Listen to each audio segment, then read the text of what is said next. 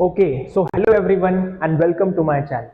आज हम बात करेंगे द लैक ओपेरॉन एक्चुअली में होता क्या है और इसके अंदर क्या प्रोसेस होता है। ओके, चलिए देखते हैं। अब लैक ओपेरॉन, ये नाम सुन के काफी बच्चे कंफ्यूज में आ जाते हैं, ये एक्चुअली में क्या है। ठीक है, तो द लैक ओपेरॉन क्या है? ये एक डीएनए है। ठीक है, कौन सा है? द लैक ओपेरॉन क्या है? डीएनए। ओपेरॉन का मतलब क्या है? जैसे आपको पता है कि दो टाइप होते हैं सिस्ट्रॉन के। ओके, एक होता है मोनोसिस्ट्रॉनिक और एक होता है पॉलीसिस्ट्रॉनिक। ओके, सो यूकैरियोटिक सेल के अंदर क्या दिखता है? मोनोसिस्ट्रॉन दिखते हैं। ओके, लेकिन प्रोकैरियोटिक सेल के अंदर आपको पॉलीसिस्ट्रॉन दिखते हैं। पॉलीसिस्ट्रॉन का मतलब वहां पर क्या प्रेजेंट होगा? एक से ज्यादा स्ट्रक्चरल जीन प्रेजेंट होगा। देखिए यहां पर 1 2 3 4 5 कुछ ऐसे स्ट्रक्चरल जीन प्रेजेंट है, इसलिए हम इनको क्या बोलते हैं? पॉलीसिस्ट्रॉन। और इसी को हम क्या बोलते हैं? ओपेरॉन। ओके, उसी को हम क्या बोलते हैं? ओपेरॉन। अब ये एक्चुअली में ये पूरा प्रोसेस किसके अंदर हो रहा है? ये जो प्रोसेस है ये किसके अंदर हो रहा है? तो ये सब का सब प्रोसेस हो रहा है आपके ई कोलाई बैक्टीरिया के अंदर। किसके अंदर हो रहा है? ई कोलाई बैक्टीरिया के अंदर हो रहा है। ओके, अब ये बैक्टीरिया है लेकिन इसको क्या लगता है? एनर्जी लगती है। ओके, और इसके अंदर एनर्जी जो बन रही है वो कैसे बन रही है? कैसे बन रही है?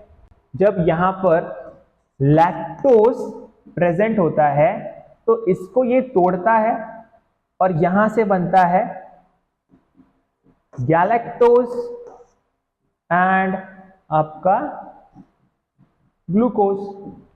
ओके, और ये सोर्स है इसके एनर्जी के। ओके, अब हम देखते हैं कि ये एक्चुअली में होता कैसे है। मान लीजिए कि ये आपका क्या है? ये क्या है? डीएनए है। ओके, और इस डीएनए में पॉलीसिस्ट्रॉन्स है, मतलब कि बहुत सारे स्ट्रक्चरल जीन्स प्रेजेंट है। ओके, अब जरा ध्यान दीजिएगा, ये है P, that is a promoter region. Okay, I inhibitor region, फिर से P promoter region, O operator region, Z किसके लिए कोड कर रहा है? बीटा गैलेक्टोसाइडेज, वाई परमीएस और ए ट्रांस एसिटिलेज के लिए कोड कर रहा है। ओके, आइए देखते हैं क्या होता है। अगर मान लीजिए ई कोलाई के अंदर एनर्जी लो है तो अब इसको क्या करना पड़ेगा? इसको लैक्टोज से अपना गैलेक्टोज एंड ग्लूकोज बनाना पड़ेगा। ओके, बट ये होगा कैसे? ठीक है, अब क्या होगा देखिए यहां पर कि in the presence of lactose, ध्यान दीजिएगा यहां पर इंड्यूसर आया है और इंड्यूसर का मतलब ही क्या होता है? लैक्टोज, जिससे एनर्जी बन रही है वो होता है इंड्यूसर। ओके, देखिए अब ये जो है ये डीएनए, इज इट राइट? अब इसको हमें क्या करना पड़ेगा? ट्रांसक्रिप्ट करना पड़ेगा। ट्रांसक्रिप्ट करने के लिए हमें क्या लगने वाला है? क्योंकि हमें डीएनए से आरएनए बनाना है तो हम यहां पर क्या यूज करेंगे? एक RNA polymerase enzyme. Is it right? क्या बनाएगा वो? आरएनए बनाएगा भाई, क्योंकि वो आरएनए पॉलीमरेज एंजाइम। क्या होगा फिर? ये एंजाइम आगे आगे बढ़ेगा और ये सारा का सारा जीन्स को वो क्या करेगा? ट्रांसक्रिप्ट करेगा। चलिए देखते हैं। अब ये आगे बढ़ रहा है, आई तक आ गया, यहां पे इसने क्या बना दिया? आपका रिप्रेसर एमआरएनए बन गया with the help of I. Is it right? अब यहां पर क्या बन गया है? Repressor mRNA. ओके, अब ये और आगे बढ़ा, आपका आरएनए पॉलीमरेज एंजाइम और आगे बढ़ा, फिर उसने क्या किया? Z को ट्रांसक्रिप्ट किया, Y को ट्रांसक्रिप्ट किया, फिर A को ट्रांसक्रिप्ट किया और इनसे क्या बना? एक लैक mRNA बनकर तैयार हुआ। Is it right? यहां पर क्या बन गया? लैक mRNA बनकर के तैयार हो गया। अब ट्रांसक्रिप्शन के बाद में होता है ट्रांसलेशन का प्रोसेस, जहां पर आरएनए से क्या बनेगा? प्रोटीन बनेगा। Is it right? Is it right? तो ये Z, ये Y और ये A, तो रिप्रेसर एमआरएनए से क्या बना? यहां पर एक रिप्रेसर प्रोटीन बना।